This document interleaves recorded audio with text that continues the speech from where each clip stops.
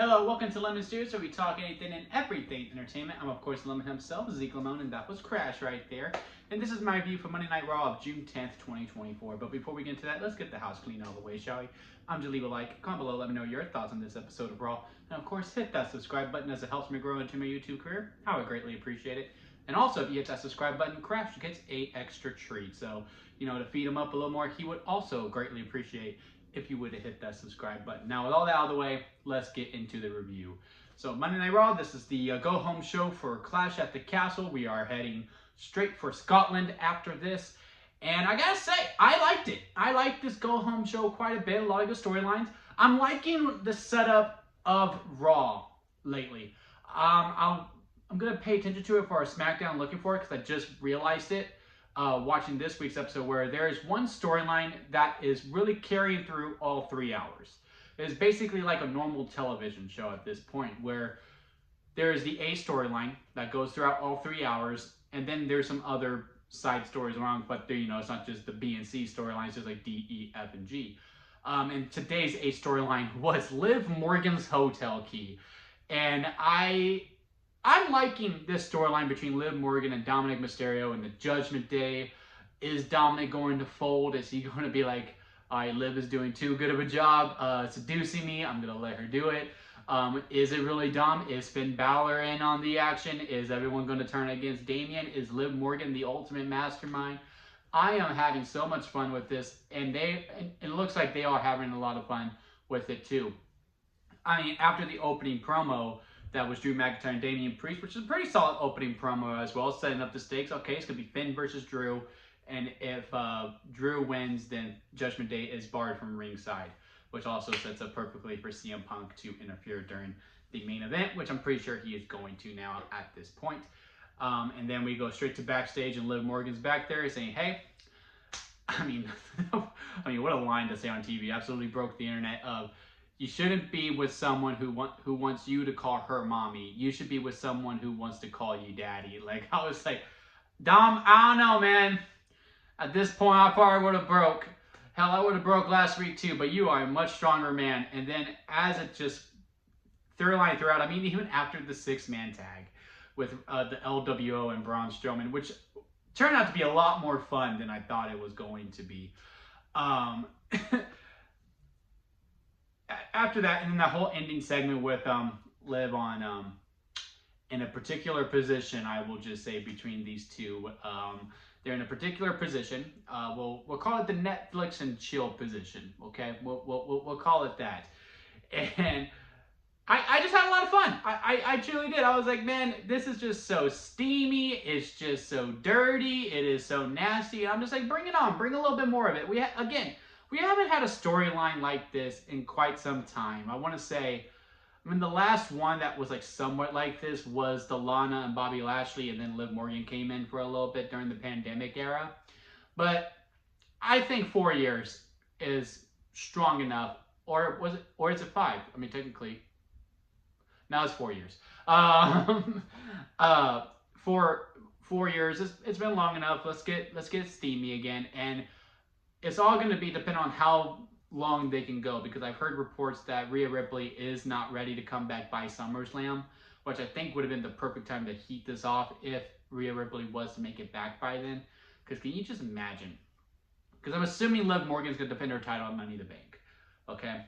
And at Money in the Bank, whoever she's defending against, I guess Zelina, since Zelina just jumped Liv for absolutely no reason. That we hear this is my brutality when Dom finally sides with her, or it's Finn, because, Finn actually left with the key.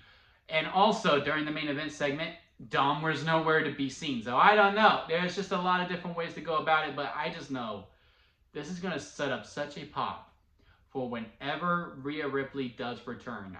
I cannot wait for wherever it is, whether it be Money in the Bank, SummerSlam, afterwards. I'm hoping it's by Money in the Bank, because you never want to miss the peak, right? You never want to miss the peak of when to do the return to really get this story into overdrive. And just hearing this is my brutality as everything's going down, it's going to be a fun sight to see. So yeah, I am really enjoying that storyline going throughout. But to go away from the Liv Morgan and Dom stuff, Drew and Damien is going to close the show, right, at Saturday. And my biggest nitpick has been, like, it just doesn't feel like the main event. Like, AJ and Cody feels like a main event. Granted, they had a whole other pay-per-view to build that. There's much more story built into AJ versus Cody now, and also with it being an I Quit match. But yeah, it truly feels like a main event. While Drew and Damien, assuming Drew wins, just feels like a moment, and that's why you do it at the end. Did they finally get there? I think they did a pretty good job of me being more comfortable with it going on last as we got to the main event when we did Drew versus Ben. Regardless of the other outside stuff that is somewhat more engaging to me, the actual match itself was really good. I also like the ending. Again, Dom nowhere to be found, but you know, JD and Carlito also getting involved, Damien getting involved. It was basically 4-on-1 and Drew still won. So now we know for a fact there will be no Judgment Day at ringside for the match. Now this also brings up, you know, the opening for CM Punk to come in and cause Drew to continue that feud going on, assuming Punk is going to be cleared. But overall, did they do a good enough job for me to be ready for it to go on last? I am more comfortable with it. I do think AJ and Cody needs to be first to really summer it down to give that main event a chance, because I do think it's going to overshadow it. But Drew and Damien are going to have a great match. I just wish the build-up felt more like a main event to get me more excited for it. Now, the production team for WWE is absolutely phenomenal, and I'm sure I'm going to watch the video package and be like, this is a big fight. Even though the 3 weeks that we've done to build this up hasn't really done that much of justice. But with now Judgment Day being barred, and again, Drew and Finn having such a great match, I am much more comfortable with it. And also, they did a good job with the opening segment, too, with the way that they were talking back and forth. I'm just ready for, you know, Damien to finally turn completely babyface, because it still feels like he's, like, in the middle. It does seem like for this go-home show, they just fully went, all right, Damien, you're going to work heel because Drew's obviously going to get cheered on Saturday. And Drew kind of worked face throughout the whole entire night. So now that the roles were like kind of clear, it did make the storyline seem a little more chewable, if you will, because the past 2 weeks where they were both kind of working heel, with Damien kind of flip-flopping a little bit, it just wasn't as investing. But now with this week, since it was clear, all right, Damien, you're working heel, Drew, you're working baby, until after we get past this, it did become much more digestible to come into. So yeah, that's the main event scene right now for Monday Night Raw. Is going really good. Now to move on to the Women's Tag Team Championship match, because again, Liv Morgan doesn't have a match coming up at Clash at the Castle. So, and again, we already really talked about her storyline because it's so within the men's main event with Dominic Mysterio. So we're really just going to focus on the WWE Women's Tag Team titles match. Look, I've said on the SmackDown review and I said on the Raw review before, I appreciate that we are taking breaks, right? And we are starting to build up the division a little bit more. There's more storylines being talked about, sprinkled throughout. Shayna and Zoe with Sonya. I'm sure that will resume right after Clash at the Castle, because when they lose, because let's face it, Bianca and Jade are going to hold on to their titles. Isla Dawn have a fire. They're coming in just the human side, right? They get to perform in their home country, which is absolutely great, but they are kind of just there. So to have them get squashed, pretty much. Now look, they had a good match, and you know, the storyline for the match was also really good too, because you know, Shayna just got done having that NXT Underground match, which was honestly probably the best use of the real fight, if you will, in a scripted environment. Still not fully for me, but Shayna and Lola Vice did an absolutely great job with what was given to them for a match that I don't have much investment for. But anyway, the storyline of that match was that Shayna's arm was hurt, right? So what does Alba Fire and Isla Dawn do? They go after the injury. And that being a constant callback to, you know, Zoe having to get in there, kind of help Shayna out a little bit. But then Shayna bossing up pretty much and getting that submission. I get it, because this is how Shayna should be portrayed on screen, as an absolute badass who can fight through any injury, blah, blah, blah, blah, blah. Absolutely. Cool. These Alba Fire and Isla Dawn, who, they even say it during the interview portion, before they go out there, is that They inserted themselves in. They found themselves into this match. They didn't really justify why make a triple threat. And also, with them just getting their ass kicked like this, they're not going to win Saturday unless they do some swerve, which honestly, I don't know how I would feel if they did a swerve, because I still feel like there's a lot of work to do with the tag titles, and to give it to the team that just got, again, squashed, I think will hurt the titles more than benefit them. I would be happy for Out of Fire and Isla Dawn. It's just the storyline portion just doesn't make sense. I just think it hurts them a little bit, and again, we just need to put in more work with it before we can do an angle like that. Again, I'm looking forward to the match Saturday. I'm glad it's going to be on the main card because we only got 5 matches. And I know they're going to get a lot of time, and the match will be fine. It's just the story beat element. It's just, I just wish it was more 50-50 because you have the out. Shayna's arm is hurt. And I feel like there was other ways to go about it with the injury and then Shayna bossing up to get the win, if you will. I get it, but I don't get it, is basically what I'm saying. Again, a lot of work to still be done with these WWE Women's Tag Titles. I'm glad there was somewhat of a story here. I wish it was more justifiable with Out of Fire and Isla Dawn, and again, that it wasn't simply a squash. I wish it was a little bit more 50-50. But overall, it was a fine segment. Now to move on to the tag team division, the men's tag team division on Monday Night Raw. And y'all know how I feel about the tag divisions, not just with the women, but both men divisions as well. I do think the SmackDown tag team division for the men's is a little bit stronger than the Raw ones. It's so weird because like with this Awesome Truth stuff, they entertain the hell out of me. They really do. I love R-Truth. I love the Miz. I love their dynamic. I like the whole Miz looking for R-Truth. Like, Sammy, have you seen him? Sonya, have you seen him? R-Truth cannot be left alone, because if he's left alone, bad things happen. We always end up defending our titles. I had fun with it, and then R-Truth going, yeah, I just saw a psychic. Like, I was laughing. I had a great time with it. Like, oh, we're having a match with APA. Okay, so AOP. Like, you know, we're starting to get the lingo. It's always very, very entertaining. I just don't really care for Awesome Truth being tag team champions. And again, it just feels directionless as opposed to just, all right, well now R-Truth is going to do a funny thing and they're going to stumble themselves across a tag defense and they win it by the skin of their teeth. And with this one, it hurts a little bit more with the tag. Again, the match overall, I liked it. I also kind of liked the finish with R-Truth with the belt, throwing it up. I thought they were going to do an Eddie Guerrero, but nope, Miz did the surprise roll up. I enjoyed it. I can't lie. I enjoyed the finish of it. It was funny. It was creative. It was out of the box. I liked it. Final Testament should have won this match because this group has nothing going for it at all. Absolutely none. I don't think they've won a single feud ever since they formed, and I don't know what their win or loss record is, but I think they've lost more than they won overall. And I really think AOP needed the win and the tag titles just to give Final Testament something.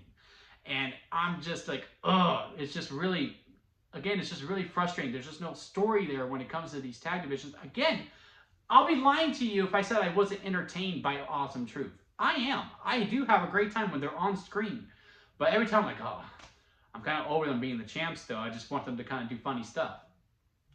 There is a tag story being developed with the New Day and the Final Testament. But do I really think they're going to break up New Day? No. Is it probably time to break up New Day? Maybe, but I really don't think they are going to because they make so much freaking money. It's just at a point now, it's like, okay, maybe we take the belts off of Awesome Truth, give them to Final Testament, and then that's the program, and then New Day overcomes because, you know, positivity beats negativity, and now they're the tag champs. Just feel like there's more of a story there as opposed to what we're doing with Awesome Truth. And also, again, we just need a proper story because I guarantee you we're going to get to Monday and we're going to have a fatal 4-way tag team match to determine the next #1 contenders. It's going to be another goddamn copy and paste and I'm over it. And I'm sick of it. And we need a tag team match, not just to be on Raw, but to be on a PLE, just to give it a little bit more meat because, again, all tag divisions are just, the women's tag champs have a little bit more direction than all 3 as of right now, and then after that it's the SmackDown men's division, but the Raw men's tag team division is just completely lost at this point. But again, I am very entertained by the Miz and R-Truth. I just don't really care for them being champions. But we will finish off with the mid card with Braun Breaker killing Ricochet first. We all knew this was going to happen. Now look, Ricochet's leaving. This is the only reason that they did it, and they did it in this way. I mean, Jesus Christ. I feel like the throw to the production truck onto the concrete was much more brutal than the slam onto the car glass. That was just me personally. But they did this because Ricochet's leaving WWE, and this was the way to write him off. And he had the thumbs up as if he was Arnold Schwarzenegger in Judgment Day. Not Arnold Schwarzenegger being in Judgment Day, but Terminator Judgment Day, Terminator 2, not the group Judgment Day. Anyway, he had the thumbs up as he was going out. Samantha Irving went away with him, and then we had Pat doing the announcing for the main event, which was very funny. I wouldn't mind if this becoming like a one match a night. Pat McAfee's gonna do the announcing. I wouldn't mind seeing that. I think for all 3 hours it would probably get annoying, but one match per week, I'm mad at it. But it was just a brutal segment. And then the match between Ilya Dragunov and Braun Breaker was one of the best free TV matches I've seen since probably Ricochet versus Ilya and the King of the Ring tournament. Because there was a winner and a loser. I even tweeted it on X at Lemon Studios 1125 if you want to follow me, that this match is too good to end cleanly. Like, because I fully expected, you know, Braun to just go complete monster and like beat him up. There's like a DQ or it's a count out. There wasn't gonna be a finish so that we could protect both of them. And then Ricochet would come in, and then Ricochet would die because, you know, this was them writing him off. But no, they didn't do that. They actually had a really good match back and forth. I do think they forgot wrestling is scripted and that it's not real, because it was real to them, damn it. And then the whole finish of, it didn't take one, not two, but 3 spears to keep Ilya down. Great way to keep him strong. And then Braun looking stronger than ever. And then he was going to finish up Ilya for good. And then Ricochet showing up. And then Ricochet got away. And I was like, oh, maybe they won't write him off. Maybe we got it wrong. And then we had the segment afterwards. So I'm really happy with what they're doing with Braun now. I'm glad he is away from the squash matches. And now that he's actually having great matches. And people are really recognizing that he is the future of this company. I mean, they showed Robert Griffin III saying, yeah, no, this boy Braun, he's something different. And I do fully agree. Me and my friend were actually really talking about it. He goes, you know, he probably is the next Brock Lesnar or the next Goldberg if they want to do this streak thing. He has all the tools of it, and it's going to be we are in really good hands with Braun Breaker moving forward. And then the best story going on in probably all of WWE right now with Chad Gable versus Sami Zayn with their segment. I just love this story, man. Is it a lot like the Bloodline? Yes, but that is the point. Sami Zayn is making a point of it. It's like, look, I've been in y'all's shoes. Y'all don't need to deal with this. The grass is much greener on the other side. And then Otis being like, look, Chad, here's the thing. I lost my briefcase, I lost my peach, and I lost my Tucky. And like bringing back things from way, way back, which we haven't seen from WWE in a long time. Well, pre-Triple H taking over. I'm glad that we're starting to bring things back from way back, because it rewards me who has been watching for 15 years, like, oh, I do remember that. And to bring up the past like that, and be like, I lost all that, and who was there to pick me up? It was Chad. Chad picked me up. So that's why I do have to stay with him. He has done a lot for me. I owe it to him. And Sam being like, no, you don't owe him anything.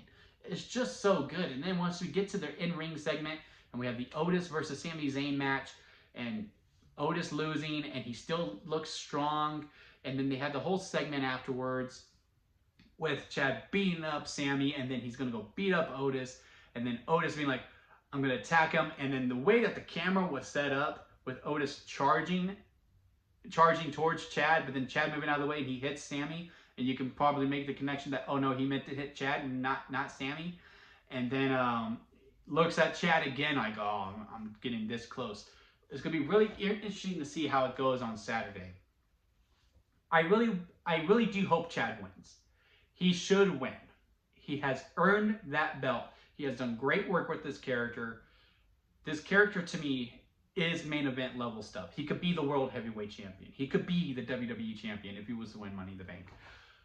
But give him his IC title. That's the one he's been chasing for a minute. He could do a lot of great work with it. And we also have a good program on the back burner with Otis. When Otis does finally decide to turn, you can have Otis help him win, And then a few more weeks pass, and then he finally realizes, I can do this. And then we have our SummerSlam match. But if Otis does just turn at Saturday, it will still just as work. Otis finally turns on Chad, Sammy wins, he moves on, and then we maybe do Sami Zayn versus Braun Breaker for the IC title. The IC title is so healthy right now with the mid-card. Yeah, I've done a great job building that up. I'm just really looking forward to seeing how this finishes up. Again, I'm pulling for Chad. But depending on what they do within the finish, I think I'm going to be okay either way. But overall, I really like this episode of Raw. It was a good send-off. I am really looking forward to Clash of the Castle. Cannot wait to see how these matches go. It's kind of a night of champions because every match is a championship match. Again, they did a great job me being more comfortable with Damien versus Drew going on last. Chad and Sammy is probably the match I'm looking forward to the most out of the whole entire show, to be honest. And then the WWE Women's Tag Team Championships, again, just needs a little bit more work to do, but that's for later on in the future. It's just the stories just need to be a little bit more because these titles are so buried. And, you know, I just want them to bulk up a little bit. But yeah, overall, I enjoyed this episode of Raw. Leave a comment below. Let me know your thoughts of it. Hit that subscribe button if you did enjoy this video. And again, for Crash that you saw at the beginning, he does get an extra treat if you do hit the subscription. So go ahead and hit that over there.